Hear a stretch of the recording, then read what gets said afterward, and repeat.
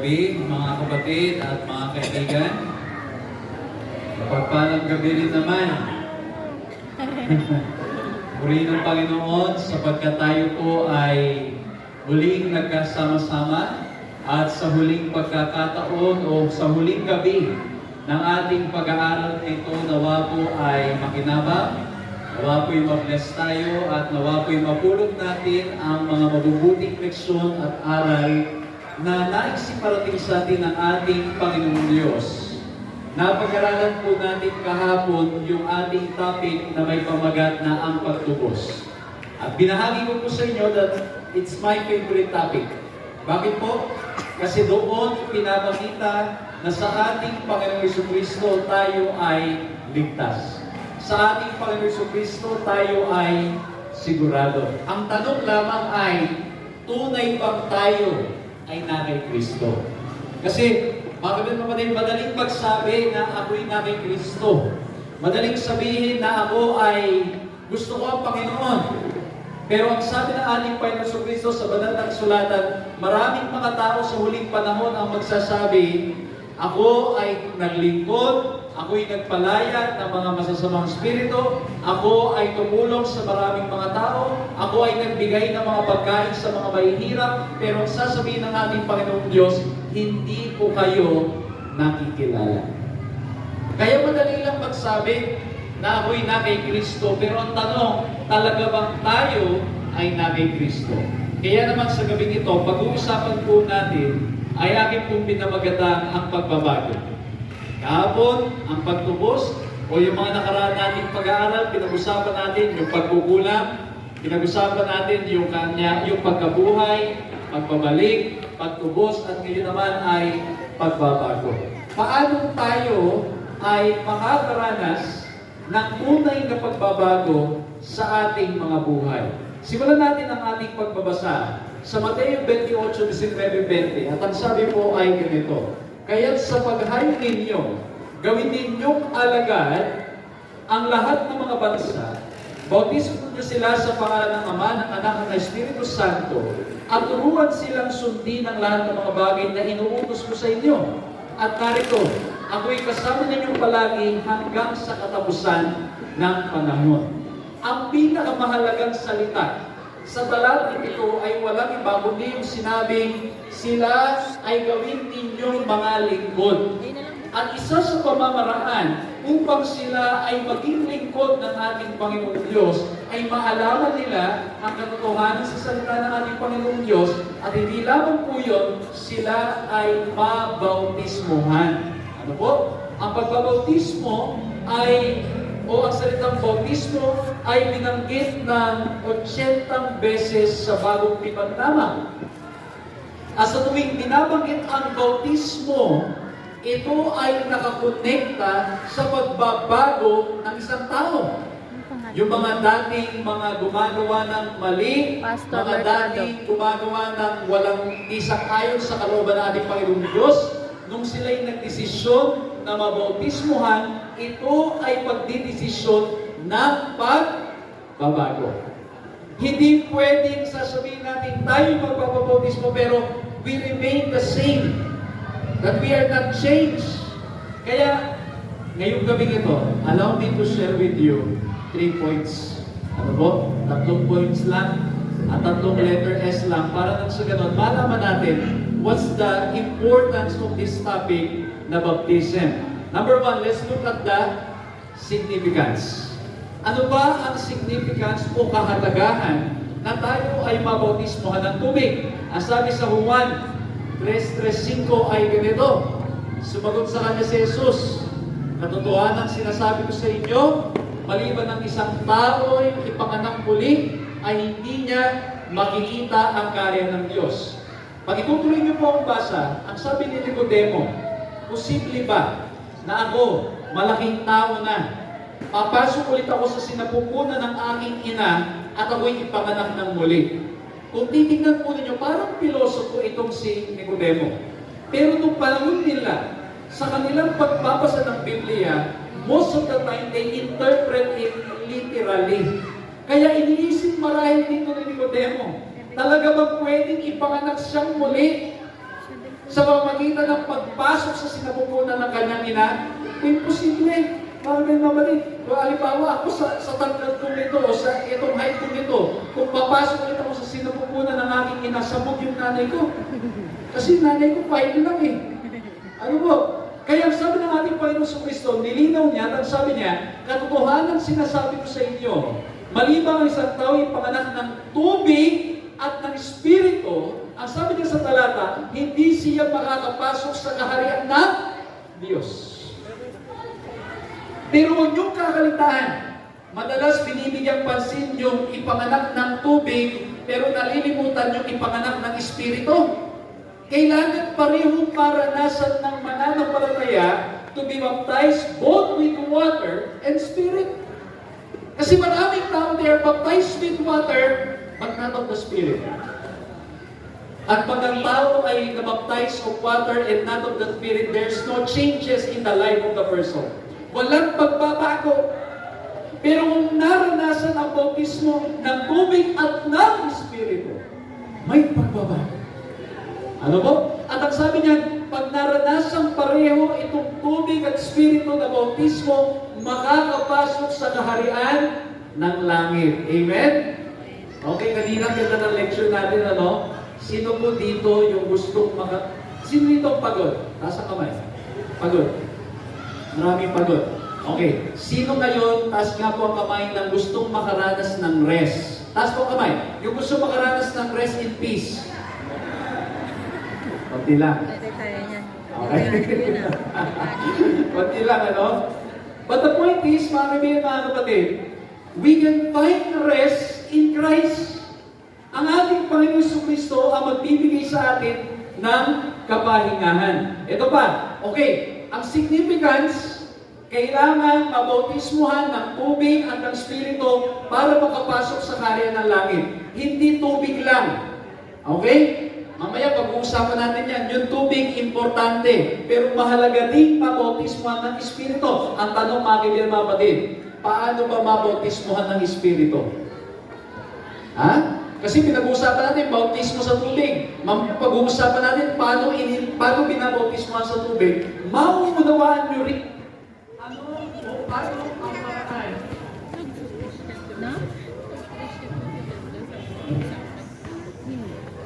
Sorry. Mauunawaan rin po natin kung paano tayo'y mababautismohan sa Espiritu. Pag naunawaan natin paano mabautismohan sa tubig, mamaya papaliwanag natin. Pero significance, you cannot enter the kingdom of God without experiencing baptism of water and Spirit. Pangalawa, ano pang significance? Matthew 3:15, ang sabi dito, ngunit sumagot si Jesus sa kanya, hayaan mong ito'y mangyari ngayon, sapagkat ganito ang nararapat sa atin upang matupad ang buong katuwiran at siya'y sumang-ayon. Ano po ibig sabihin nito? Kasi sabi ni Juan Bautista, hindi pwedeng bautismuhan si Jesus kasi hindi nagkasala. Pero sabi ng ating Panginoon, kailangan mo akong payagan upang matupad ang buong katuwiran. Imagine nyo si Jesus Christ, walang kasalanan, walang pagkakasala, and yet He was baptized. E so mga kaibigan, sa ating pagdesisyon, pagpabautismo, sa ating Panginoon, ito ay pagtupad ng buong katuwiran at kagustuhan ng ating Panginoong Diyos. At ang sabi diyan, after na mabautismuhan, nagkaroon ng tinig mula sa kalangitan at ang sabi, ito ang minamahal kong anak, sa kanya ay lubos akong nalulugod. Alam niyo mga kapatid, mga kaibigan, naalala mo yung salitang nalulugod. Nung ako, kakagaling ko lang ng Visayas, nangaral ako doon. Sabi nila sa akin, Pastor, yung nalulugod, anong ibig sabihin niya sa Bisaya? Nalulugod. Pang ano yun eh? Pang ano daw, pang sigaral o pang kuskus ng, kuskus ba yun? Pangilod. Pangilod. Yung ibig sabihin mo ng nalulugod ay natutuwa ang Diyos. Okay? Natutuwa, nagagalak ang Diyos sa ating pagsunod sa Kanyang kalooban. Sino sa inyo dito na may mga anak, pag yung inyong anak, sumusunod, nagagalit kayo? Meron bang ganon na magulang? Anak, pagka sumusunod, ayoko niyan. Meron bang ganon magulang? Wala, di ba? Ang magulang natutuwa kapag nasunod yung mga anak. O di ba? Ako po meron akong anak na 7 years old at 8 years old. Aba, habang tumatagal, talagang napakahirap pasunurin. At minsan, pag nakikipagdiskusyonan, yung aking 8 years old na anak, parang bang mas marunong pa kaysa sa akin. Sasabihin na anak, alam ko yun, daddy. Pero ang point mga kapatid, pag sumusunod yung anak ko, tuwang-tuwa, nakakatuwa, ang sarap sa puso. Pag sinasabi ako, anak, mag-review ka, tapos makikita ko sa kwarto nagre-review, ang sarap, ang saya. Ganun din ang Diyos. Natutuwa ang Diyos pag tayo ay nasunod at ginaganap natin ang kanyang kagustuhan. Okay? Ngayon, number 1, significance. Ano nga po yung significance? Mabautismuhan sa tubig at spirito upang mangaligtas. At ikalawa, ito ay pagtupad sa kalooban ng Diyos sapagkat sa pamamagitan nito, natutuwa ang Diyos sa atin. Okay? Mga kaibigan na kapatid, meron ba sa mga anak ngayon na natutuwa kayo na nai-stress yung nanay niyo at tatay niyo? Meron bang may mga anak pang ganyan? Meron. Ako, meron sa mga dito, meron nga. Pero dapat, ang realidad, ang tunay na nagmamahal, ay ang gusto mong matuwa ang iyong magulang. Matuwa ang iyong mga mahal sa buhay. So kung tayo ay tunay na nagmamahal sa ating Panginoong Diyos, ang kagustuhan natin, maging masaya siya. Okay? O sino dito yung may mga girlfriend at boyfriend? Meron ba? Uy, grabe! Taas ang kamay! Proud na proud ako meron. Di ba sabi? Di ba?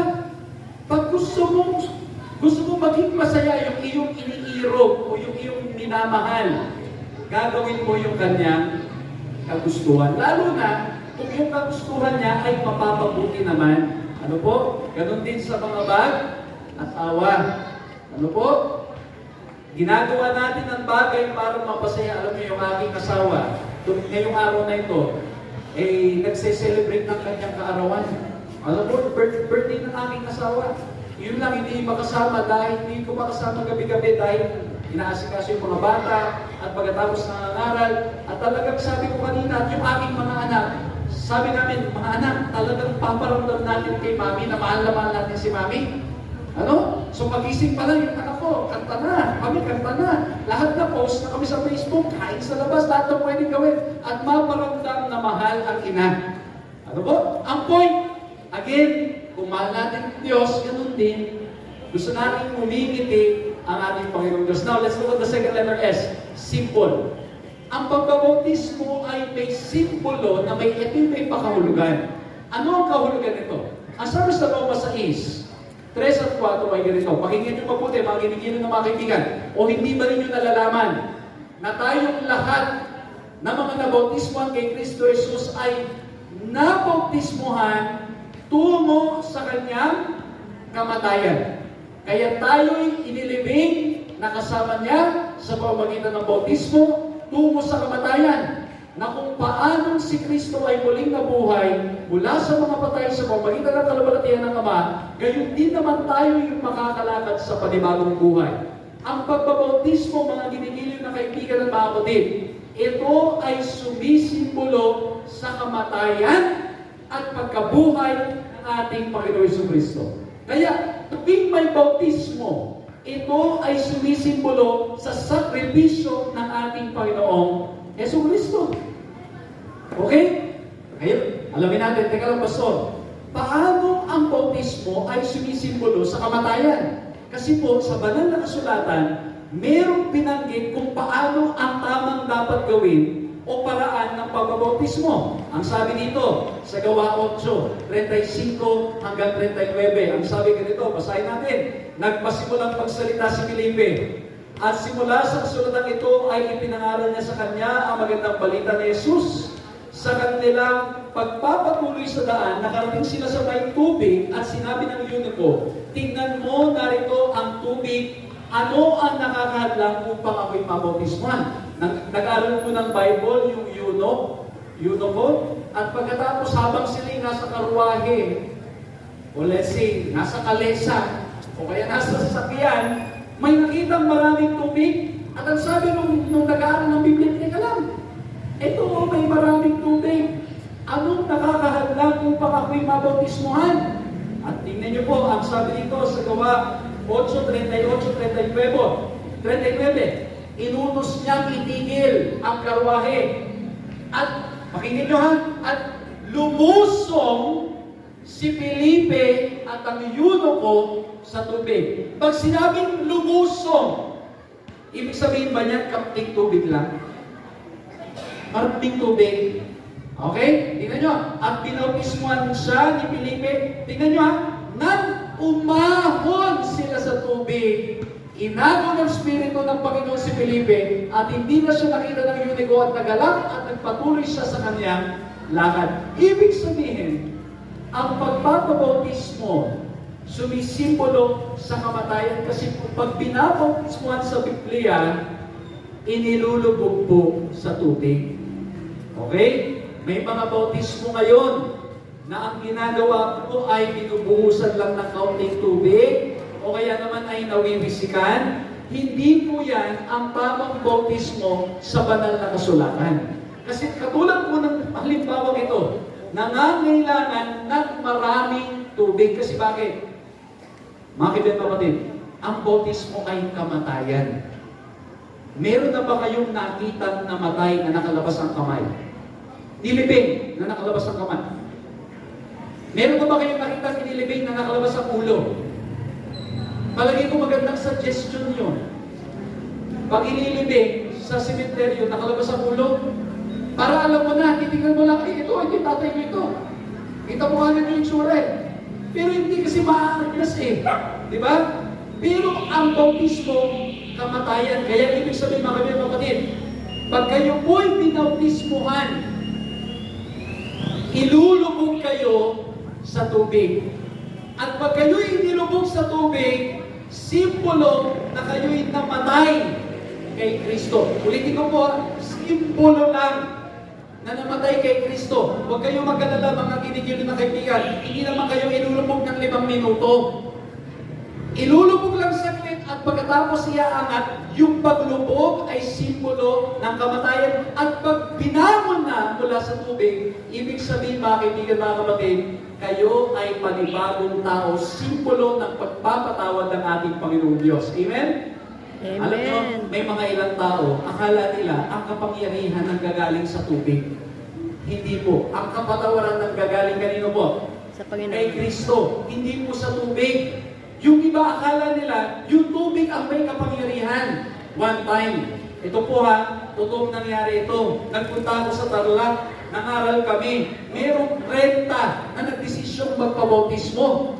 Doon sa 30 na nagpabautismo, ang aming venue ng baptism ay meron pong swimming pool. At sa kinagabihan, ang usapan namin, yung swimming pool na aming pinagbautismuhan, doon din kami magsiswimming mamayang gabi. Ala, sabi sa akin ng isang elder ng church, Pastor, kahit anong mangyari mamayang gabi, hindi ako magsiswimming. Ito bakit? Pastor, naglubog tayo ng 30 tao. Yung kanilang mga kasalanan nasa tubig, baka pagsisid ko mamaya, masalubong ko. Hindi po ganon. Ang tubig ay simbolo lamang. Ang nagliligtas at nagpapatawad, walang iba, kundi ang ating Panginoong Hesukristo. Amen? Amen. Ang ating Panginoong Hesukristo. Pero ang tanong, bakit kailangan pa rin natin gawin yung tubig? Bakit kailangan pa rin pabautisman? Kasi ito'y nakalulukot o ito'y nagpapagalak sa ating Panginoong Diyos. At yun ang nagpapakita na tayo'y tunay na tumanggap kay Kristo kasi gusto nating sumunod sa Kanyang kalooban.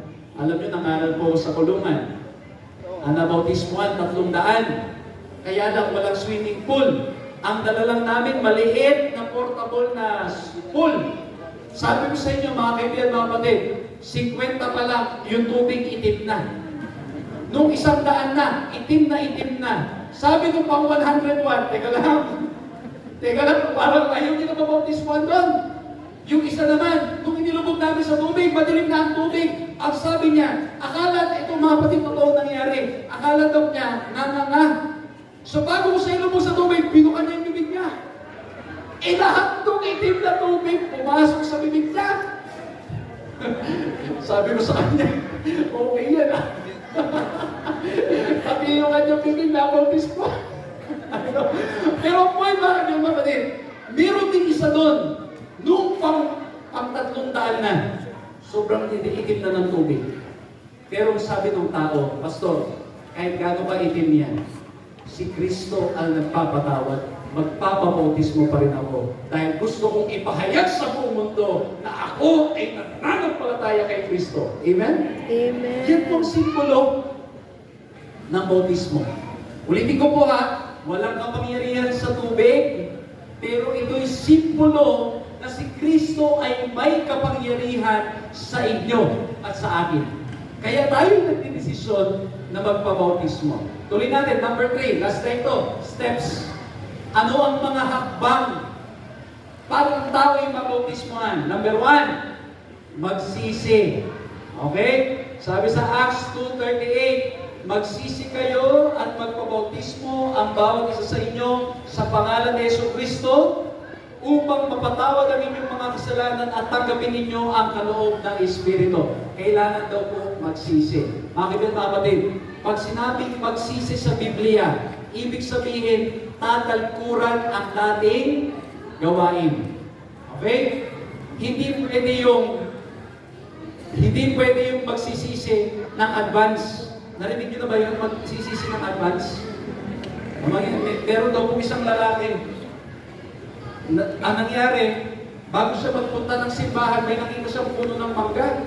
Ay, sabi niya, hindi sa kanya. Pero sabi niya, teka lang, magsisimba muna ako.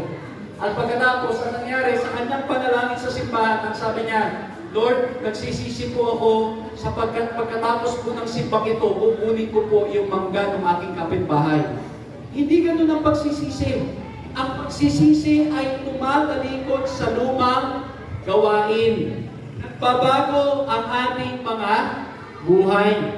Opo, magpinsan mahirap kasi tayong mga tao, mas gusto natin ginagawa yung mali. Kaya nga mayroong pang awit na ang sabi ay ano? Anong sabi ito sa awit? Gusto kong kumait pero hindi ko magawa. Anong sunod doon? Nasa Diyos ang awa, nasa tao ang gawa. Minsan mahirap, pero ang kailangan natin sa panahong mahirap, magpakalapit-lapit sa ating Panginoong Jesucristo. Lalo tayong lumapit kay Kristo. Kasi sa paglapit natin kay Kristo, siya magbibigay ng lakas para tayo yung makapagsisi at makatalikod sa ating mga maling gawain. Mga kaibigan, mga kapatid, lumapit tayo kay Kristo. Sabihin nyo ngayon katabi ninyo, lumapit ka kay Kristo. Lumapit tayo kay Sabihin nyo, Kristo. lumapit ka kay Kristo. Lumapit tayo kay Kristo. Sabihin mo, ikaw rin. Yan. Tayong lahat, mga kaibigan, mga kapatid, Lumapit tayo kay lumapit Kristo. tayo kay Kristo kasi siya magbibigay ng lakas para tayo yung makapagbago at makapagsisi. Pangalawa, kailangan tayo yung manampalataya. Ang sabi sa Marcos 16:16, ang sumasampalataya at mabautismuhan ay maliligtas, ngunit ang hindi sumasampalataya ay parurusahan. Pag sinabi pong sumasampalataya, nagtitiwala sa ating Panginoong Diyos. Pag sinabi mong nagtitiwala sa Panginoong Diyos, ibig sabihin niyan bakit, mga kapatid, ano man ang maging resulta ng inyong hinihingi sa Diyos, minamahal niyo pa rin ang Diyos. Ang tunay na may pananampalataya, ganito, Panginoon, gusto ko pong pumasa ng board exam. Gagawin ko pong lahat, tulungan niyo po ako. Pero kung hindi man po ako pumasa, magtitiwala pa rin ako sa inyo. Panginoon, gusto ko po mag-apply sa ibang bansa. Sana po matanggap ako. Pero kung hindi man po ako matanggap, maglilingkod pa rin ako sa inyo. Yan po ang pananampalataya. Akala ng iba, ang pananampalataya, basta naniwala ka at makuha mo ang gusto mo. At ang sasabihin pa sa iyo ng iba, pag ikaw ay may sakit, hindi ka gumaling, sasabihin pa ng iba sa iyo, kulang ka siguro sa pananampalataya. Mali po yun. Sinasabi ko na po sa inyo, ang tunay na pananampalataya, anuman ang resulta ng inyong hinihiling sa Diyos, mamatay man kayo o mabuhay, gumaling o hindi, makapasa o hindi, ang inyong puso nasa Panginoon at ang sinasabi niyo, Panginoon, ano man ang resulta, naniniwala kami sa inyo. Nagtitiwala kami. Yan po yung pananampalataya na sinasabi dito. Manampalataya tayo sa ating Panginoong Jesucristo. Number 3, kailangan din matuto. Bakit? Ang sabi dito, tingnan niyo. Gawa 2:41. Kaya't ang mga tumatanggap sa kanyang salita ay binautismuhan at nadagdag ng araw ngayon at may 3,000 kaluluwa. Ibig sabihin, sila'y nag-aral ng salita ng ating Panginoong Diyos. Kaya mga kaibigan, kaya natin ginagawa ang pag-aaral na ito. At may mga aral pa na may dapat nating maunawahan. Ang pinakamahalaga, maunawahan natin lahat ng katuruan ay pumupunto, tinuturo tayo sa ating Panginoong Jesucristo. Mga kaibigan, mga kapatid, ngayong gabi ito, we learned about the significance, the symbol, and the steps. Mahalaga na tayo ay mabautismuhan ng tubig at ng Espiritu. At mangyayari lamang ito kung patuloy nating isusuko ang ating buhay sa ating Panginoong Diyos. At sa gabi ito, gusto ko pong ipakilala na ang Diyos ay Diyos ng pag-ibig. Pag-ibig sapagkat ang nais niya, tayong lahat ay mga ligtas. Mga kaibigan natin, marahil ang ilan sa inyo may mga pagsubok, problema sa buhay. Maaaring may pinagdadaan ng mabigat sa buhay na ito. Pero ang mahalaga, na kay Kristo tayo. Kasi kung tayo na kay Kristo, anuman ang maging kahihinatnan ng ating buhay dito, wala tayong ipapangamba sapagkat sa Kanya may buhay na walang hanggan. Mahal kayo ng ating Panginoong Diyos. Mahal ako, mahal tayong lahat, mahal ng Diyos ang bawat isa sa atin at ang nais niya, tayo ay mga ligtas. Malapit nang darating ang ating Panginoon. Lahat ng mga sinyales nagpapakitang siya'y babalik. Ang tanong, ibinigay na ba natin ang ating buhay sa Kanya? Pakinggan po natin ang mensahe ng awit na ipagkakaloob sa atin na magpapaalalang malapit ng darating ang ating Panginoon. At sa Kanyang nalalapit na pagdating, ang pinakamagandang magagawa natin, isuko natin ang ating buhay sa ating Panginoon. So, pakinggan po natin ang mensahe ng awit nito.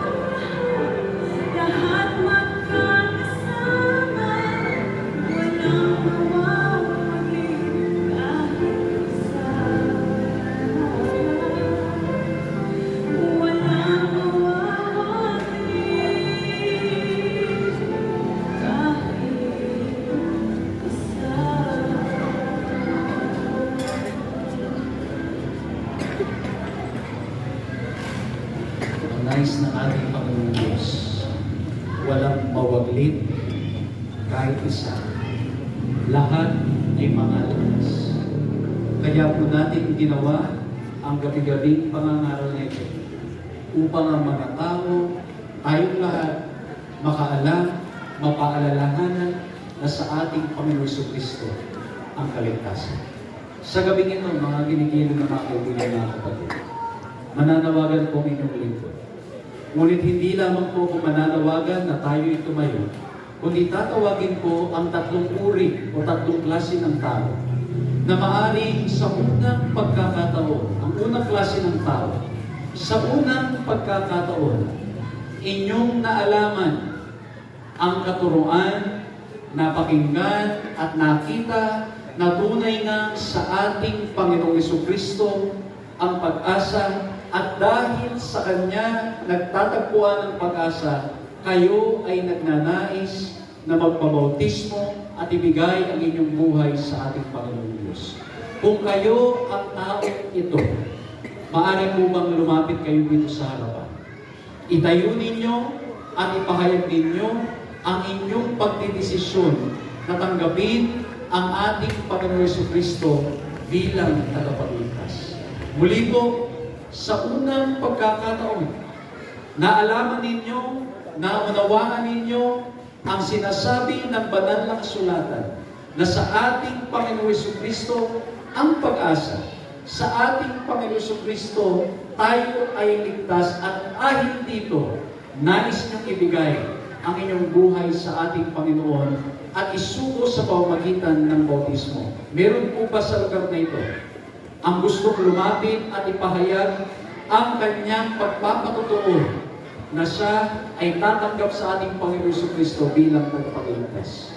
Meron po ba na gustong lumapit dito sa harapan bilang tanda at simbolo ng kanilang pagtanggap at pagpapahayag ng buhay sa ating Panginoon Jesucristo? Maraming salamat po.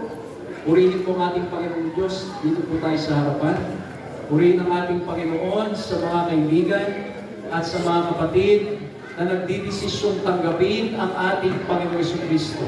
Meron pa po ba sa lugar na ito na kinikilos ng banal na Espiritu na tanggapin at ipasakop ang kanilang buhay sa ating Panginoon Jesucristo? Maaari po bang lumapit sa harapan ito? Maraming salamat po, kapatid, kaibigan. Meron po bang nais na ipahayag ang kanilang pagpapatotoo at pagtatalaga at pagtanggap sa ating Panginoon Jesucristo? Kaibigan, kapatid, huwag mong ikahiya ang ating Panginoong Diyos. Lumapit ka dito bilang iyong pagtatalaga at pagdidesisyon na tanggapin ang ating Panginoong Jesucristo. Meron pa po bang isa na nais tumayo at tanggapin ang ating Panginoong Jesucristo sa pamamagitan ng bautismo? Meron pa po bang nais na tumayo at ipahayag ang kanilang pagmamahal sa ating Panginoon? Lumapit ka dito sa harapan, kaibigan. Huwag mong pagmatigasin ang iyong puso sapagkat ang nais niya ay maligtas ka. Lumapit ka, kaibigan. Meron pa po bang isa? Meron pa po ba na gustong lumapit sa ating Panginoon at ipahayag ang kanilang pagdidesisyon sa ating Panginoon? Kaibigan, ngayon ang panahon, ngayon ang araw ng pagdidesisyon. Lumapit tayo sa ating Panginoon Diyos. Purihin ang Panginoon sa mga bata na nagdidesisyong ipahayag ang kanilang buhay, ang kanilang pagtatalaga at pagtanggap sa ating Panginoon Jesus. Kung wala na po, tinatawag ko po ang ikalawang uri ng tao. Ikaw ay dati na nabautismuhan. Ngunit hindi mo nalaman ang mga katuruan,